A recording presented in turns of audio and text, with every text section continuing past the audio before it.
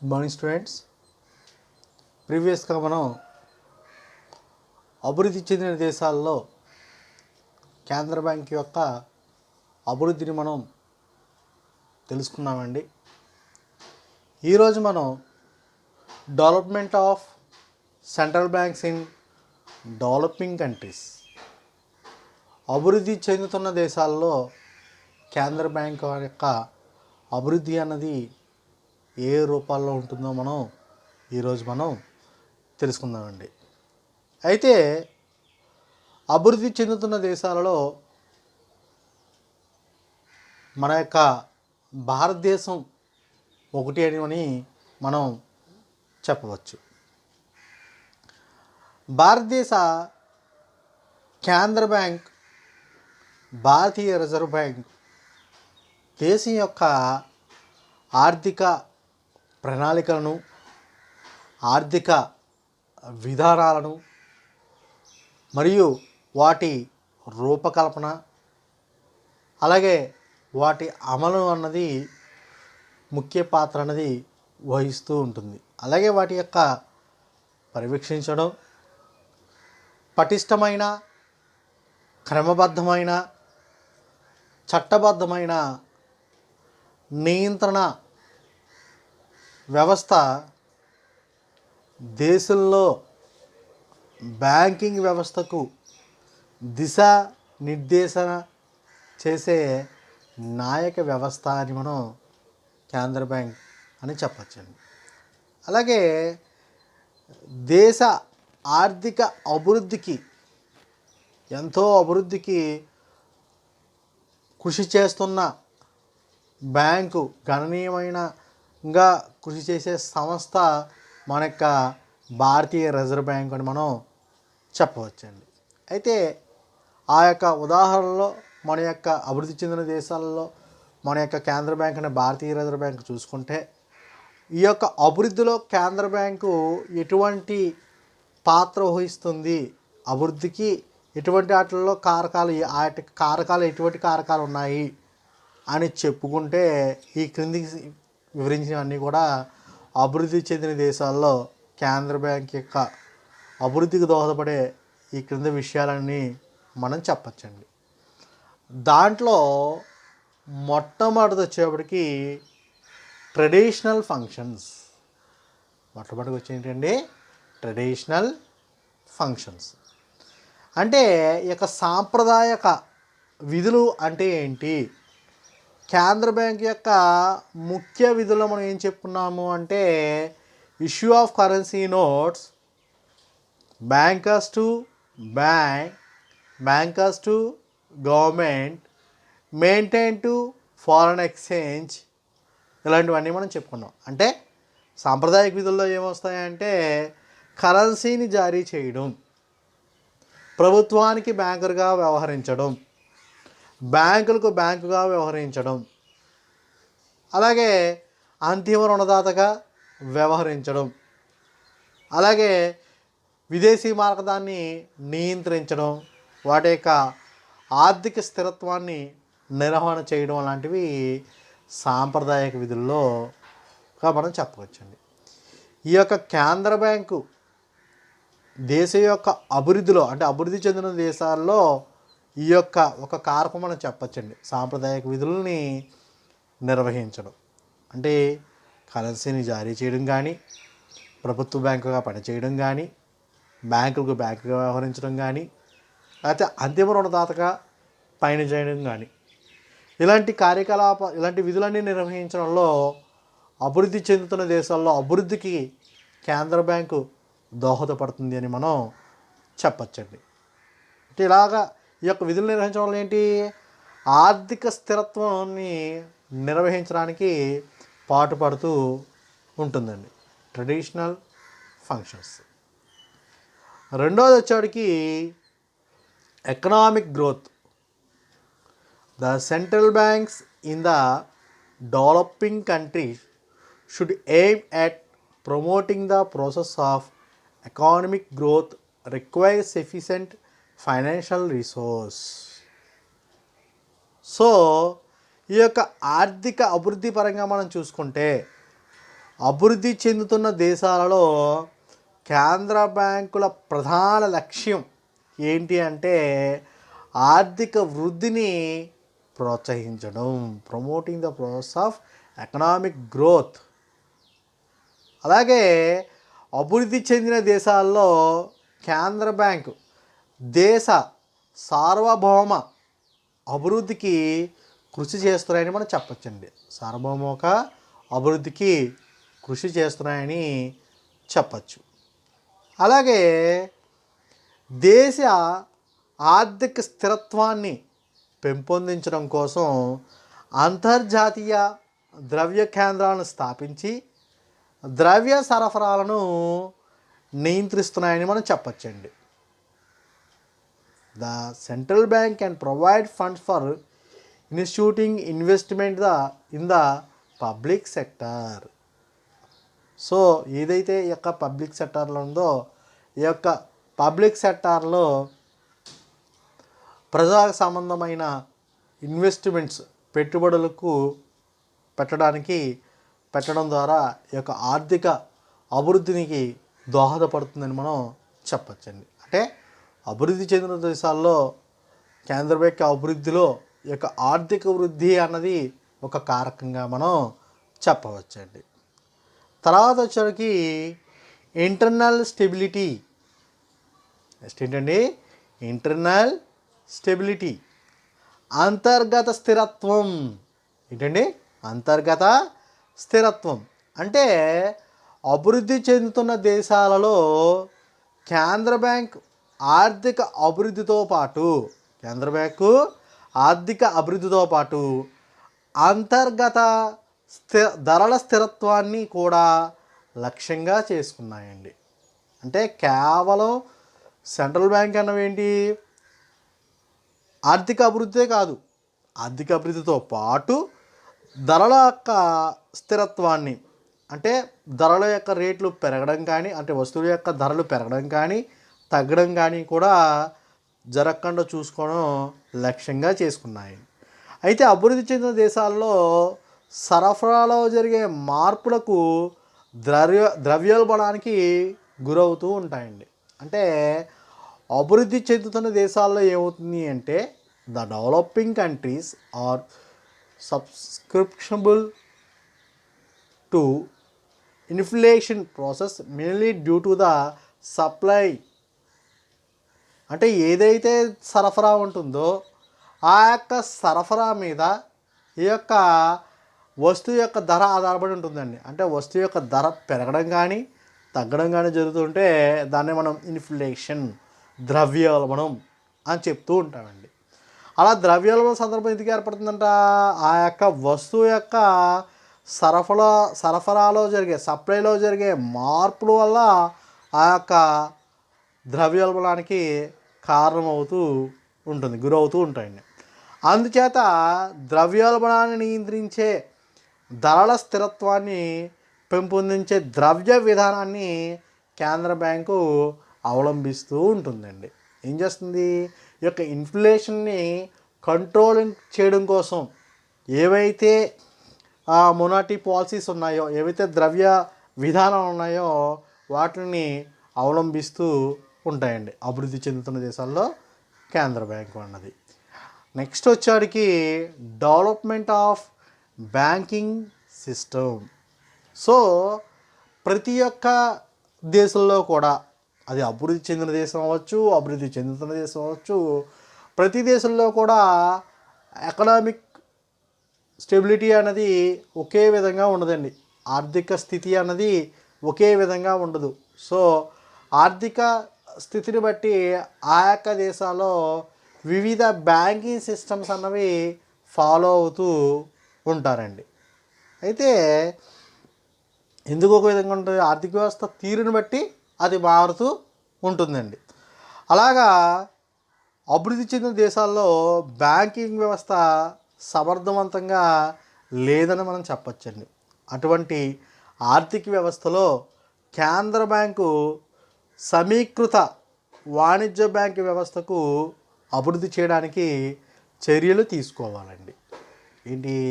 ఈ యొక్క బ్యాంకింగ్ పద్ధతిని అభివృద్ధి చేయడం కోసం ఏం చేయాలంటే ఈ యొక్క సమీకృత వాణిజ్య బ్యాంకు వ్యవస్థ అభివృద్ధికి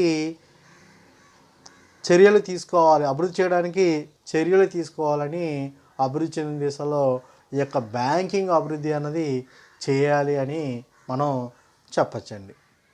అలాగే నెక్స్ట్ వచ్చరికి శాఖల విస్తరణ, బ్రాంచ్ ఎక్స్పైర్. సో ఇక్కడ అభివృద్ధి చెందుతున్న దేశాలలో వాణిజ్య బ్యాంకులు సాధారణంగా పట్టణ ప్రాంతాల్లో మాత్రమే తమ బ్రాంచులను స్థాపిస్తూ ఉంటారండి, కేంద్రీకరిస్తూ ఉంటారు. అందువల్ల ఏమవుతుంది అంటే కేవలం పట్టణ ప్రాంతాల్లో మాత్రమే అభివృద్ధి అనేది జరుగుతూ ఉంటుంది, గ్రామీణ ప్రాంతాల్లో అభివృద్ధి అనేది జరగదు. కేంద్ర బ్యాంకు గ్రామీణ ప్రాంతాల అభివృద్ధికై వ్యవసాయ రంగానికి రుణ సౌకర్యం మరియు చిన్న కుటీర పరిశ్రమల ప్రోత్సహించేందుకు బ్యాంకులు తమ శాఖలను అంటే బ్రాంచులను గ్రామీణ ప్రాంతాల్లో విస్తరించే విధంగా సిద్ధం చేసిందండి. అంటే కేవలం ఏంటి, అభివృద్ధి అనేది పట్టణ ప్రాంతాల్లో మాత్రమే జరిగేది. అయితే గ్రామీణ ప్రాంతాల్లో ఏవైతే వ్యవసాయ రుణాలు కానీ లేకపోతే చిన్న కుటీర పరిశ్రమల యొక్క అవసరాలు, ఆర్థిక అవసరాలు తీర్చడానికి ఎటువంటి బ్యాంకులు ఉండేవి కాదు.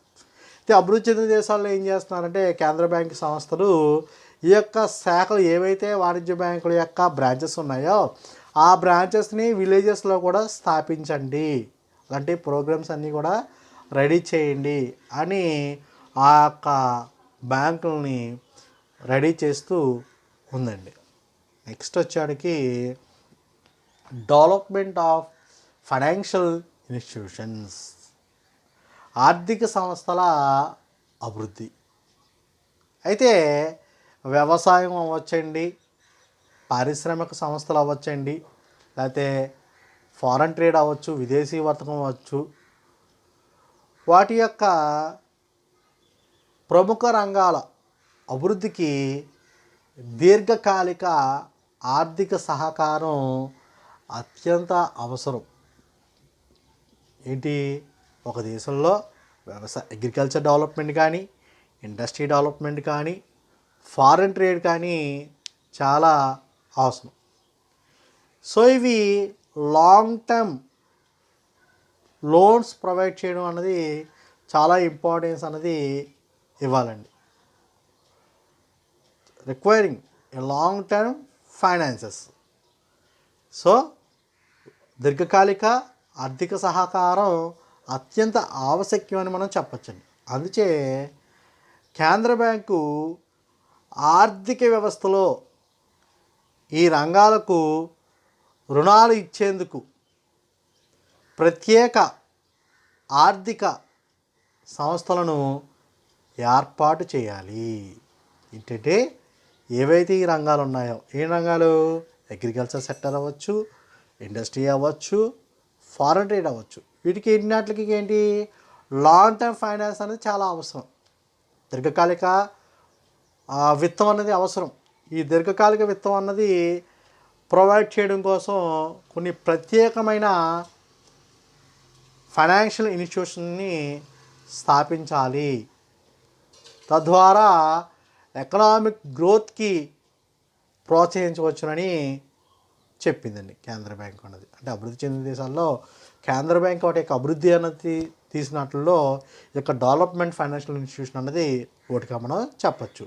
దీని ముఖ్య ఉద్దేశం ఏంటి, ఏవైతే అభివృద్ధి చెందిన రంగాలు ఉన్నాయో, అభివృద్ధి చెందిన రంగాలు అంటే వ్యవసాయం అవ్వచ్చు, ఫైనాన్స్ అవ్వదు, ఇండస్ట్రీస్ అవ్వచ్చు, ఫారెన్ ట్రేడ్ అవ్వచ్చు, వీటికి దీర్ఘకాలిక రుణాలు అవసరం. ఈ దీర్ఘకాలిక రుణాల అవసరాలు తీర్చడం కోసం ప్రత్యేకమైన ఆర్థిక సంస్థలని నెలకొల్పండి అని ఒక సలహా అన్నది అభివృద్ధి చెందిన దేశాల్లో కేంద్ర బ్యాంకు అన్నది ఆ విధంగా చెప్తుందండి.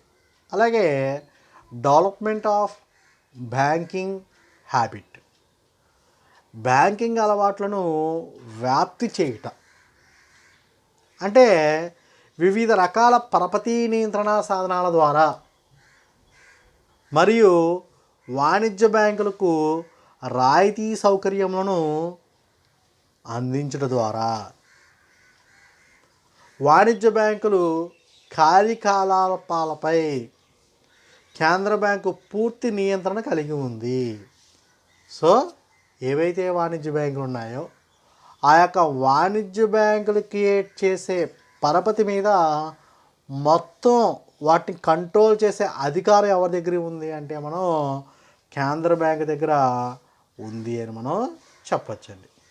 అయితే ఈ బ్యాంకింగ్ వ్యవస్థలో ప్రజా విశ్వాసాన్ని పెంపొందించడం కోసం, వాటి యొక్క పబ్లిక్ కాన్ఫిడెన్స్ని పెంచడం కోసం ప్రజలకి బ్యాంకింగ్ హ్యాబిట్స్ని అలవాటు చేయాలండి. ప్రజలకేంటి బ్యాంకింగ్ యొక్క అలవాట్లను మనం ప్రోత్సహించి అలవాటు అవ్వాలి. వాళ్ళ యొక్క లైఫ్లో ఒక పార్ట్గా ఈ యొక్క బ్యాంకింగ్ హ్యాబిట్ అన్నది ఉంటే, అభివృద్ధి చెందుతూ ఉంటే ఈ యొక్క బ్యాంకింగ్ వ్యవస్థ అన్నది అభివృద్ధి చెందుతుందని మనం చెప్పచ్చండి. తర్వాత వచ్చేటికి ట్రైనింగ్ ఫెసిలిటీస్, శిక్షణా సౌకర్యాలు.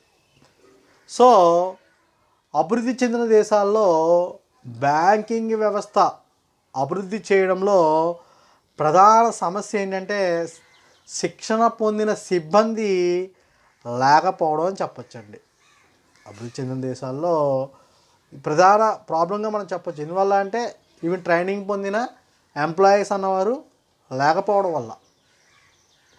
సో వారి యొక్క బ్యాంక్ సిబ్బంది అవసరాలు దృష్టిలో ఉంచుకుని కేంద్ర బ్యాంకు శిక్షణా సదుపాయాలను అందిస్తుందండి. మనం కేంద్ర బ్యాంక్ విధులు చెప్పుకున్నప్పుడు కేంద్ర బ్యాంక్ విధుల్లో మెయింటైనింగ్ ట్రైనింగ్ ఇనిషియేషన్స్ చెప్పుకున్నాం. సూపర్వైజింగ్ అండ్ పర్యవేక్షక విధుల్లో ఇక శిక్షణ కేంద్రాలను ఏర్పరచడం ఒక విధి అని చెప్పుకున్నాం కదండి. ఆ విధుల్లోకి ట్రైనింగ్ ఫెసిలిటీస్ అన్నది మనం చెప్పుకోవచ్చండి. అంటే ఏంటి, ఎవరైతే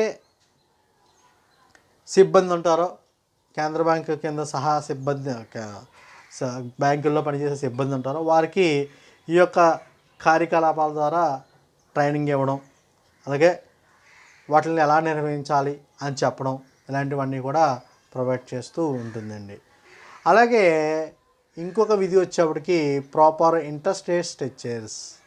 సో సరైన వడ్డీ రేటు విధానం దేశంలో పెట్టుబడులను అంటే ఇన్వెస్ట్మెంట్స్ను ప్రభావితం చేయడానికి తగిన వడ్డీ రేట్లను ఏర్పాటు చేయడంలో కేంద్ర బ్యాంకు సహాయపడుతూ ఉంటుందండి. అంటే దేశంలో ఏవైనా ఇన్వెస్ట్మెంట్స్ అనేవి మనకు కావాలి అంటే దానికి సంబంధించిన ఇంట్రెస్ట్ రేట్ని ఏర్పాటు చేయడంలో కేంద్ర బ్యాంక్ అనేది హెల్ప్ చేస్తూ ఉంటుందండి. సో ఈ అభివృద్ధి చెందిన దేశాలలో పెట్టుబడి మరియు అభివృద్ధి కార్యకలాపాలను ప్రోత్సహించుటకు తక్కువ వడ్డీ రేటు విధానాన్ని అత్యంత ఆవశ్యకమని మనం చెప్పచ్చండి. ఏవైతే అభివృద్ధి చెందిన దేశాలు ఉన్నాయో ఆ యొక్క అభివృద్ధి చెందుతున్న దేశాల్లో తక్కువ ఇంట్రెస్ట్ రేట్ అన్నది మనం ఎప్పుడైతే ఇవ్వగలుగుతామో, ఆ తక్కువ వడ్డీ రేట్ ఎప్పుడైతే మనం అవలంబిస్తూ ఉంటామో అది అత్యంత ఆవశ్యకమని మనం చెప్పచ్చండి. ఇంకా అదర్ ప్రమోషన్ రూల్స్ చూసుకుంటే, ఇతరులు చూసుకుంటే ఆర్థిక మరియు పెట్టుబడి విధానాలకు ప్రణాళికలు మరియు అనుసరించే మార్గదర్శకాలను అందిస్తుంది. అంటే ఏవైతే ఆర్థిక మరియు పెట్టుబడి ఉన్నాయో వాటి విధానాలకు అలాగే ప్రణాళికలకు వాటికి అనుగుణంగా కొన్ని మార్గదర్శకాలను అందిస్తూ ఉంటాయండి. అలాగే వ్యవసాయ సహకార రంగం, చిన్న తరహా పరిశ్రమల రంగం, దిగుమతి రంగం వంటి పలు ప్రాధాన్యత కలిగిన రంగాలకు సహాయాన్ని అందించిన విధానాన్ని సృష్టిస్తుంది. అంటే ఏంటి, so it can adapt the policies to provide help to the various priority sectors such as agriculture, cooperative sector, small scale sectors, export sectors. So ఈ సెక్టర్స్ అన్నిటికీ కూడా వాటి యొక్క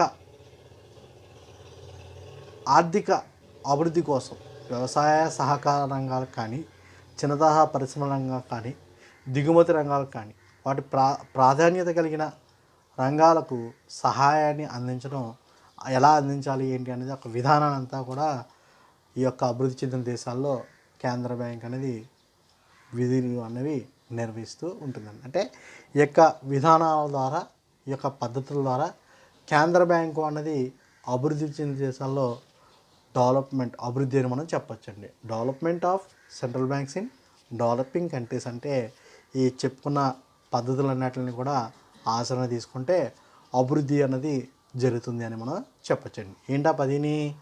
సో ట్రెడిషనల్ ఫంక్షన్స్ సాంప్రదాయక విధులు, ఎకనామిక్ గ్రోత్ ఆర్థిక అభివృద్ధి, అలాగే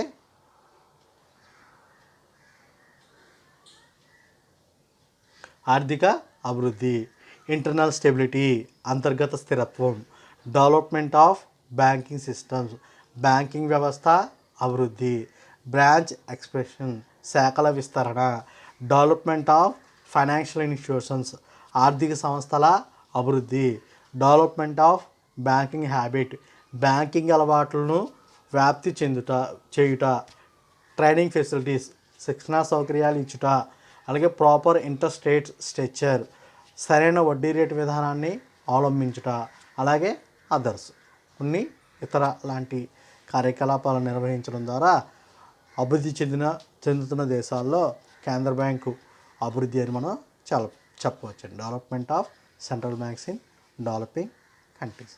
థ్యాంక్ యూ.